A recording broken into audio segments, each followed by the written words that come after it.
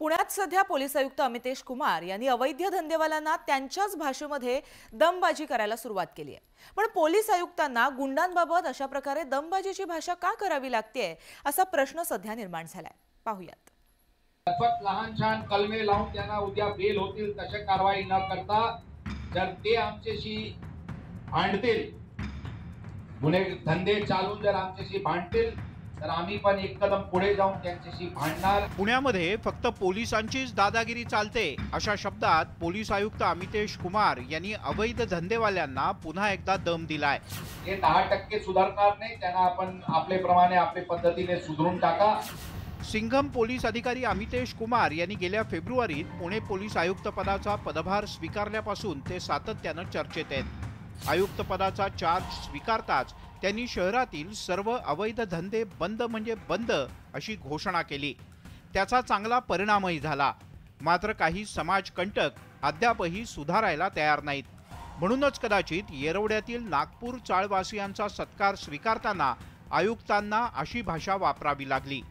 जर ते आमच्याशी भांडतील, गुन्हे धंदे चालून जर आमच्याशी भांडतील तर आम्ही पण एक कदम पुढे जाऊन त्यांच्याशी भांडणार। अशा प्रकारचे रुख घेऊन पूर्ण परिसरात दारू मुक्त, ड्रग मुक्त, जुवा मटका जे काही इतर गोष्टी अवैध कृत्य असतील ते पूर्णपणे नष्ट करा। आम्ही गप्प हातवर हात ठेवून गप्प बसणार नाही। ते परिणाम कारवाई अत्यंत कडक होऊ शकते।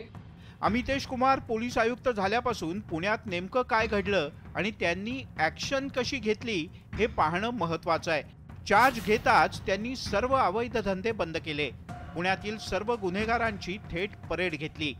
गँगस्टर्सना 4 तास उन्हात उभं करून त्यांची जागाही दाखवली। हिट अँड रन केसमध्ये अल्पवयीन आरोपीला जामीन मिळताच अख्खं कुटुंब जेलमध्ये टाकलं। ससून ब्लड सॅम्पल केसमध्ये आरोपी डॉक्टरला गजाआड केलं। आंतरराष्ट्रीय पातळीवर ड्रग्ज रॅकेटचा छडा लावला। 3700 कोटी रुपयांचं ड्रग्ज जप्त केलं।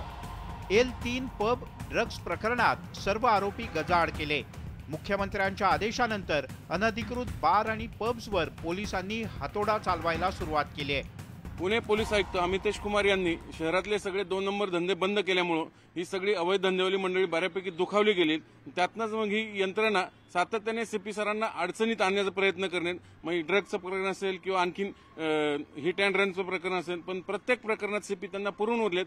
तरी काही 2 नंबरवाले दादागिरीच्या भाषेवर येऊन पुन्हा 2 नंबरवाले धंदे चालू करू पाहतात। म्हणून सरते शेवटी काल पोलीस आयुक्तांना शेवटी दादागिरीच्याच भाषेत त्यांना प्रत्युत्तर देऊन इशारा द्यावा लागलाय।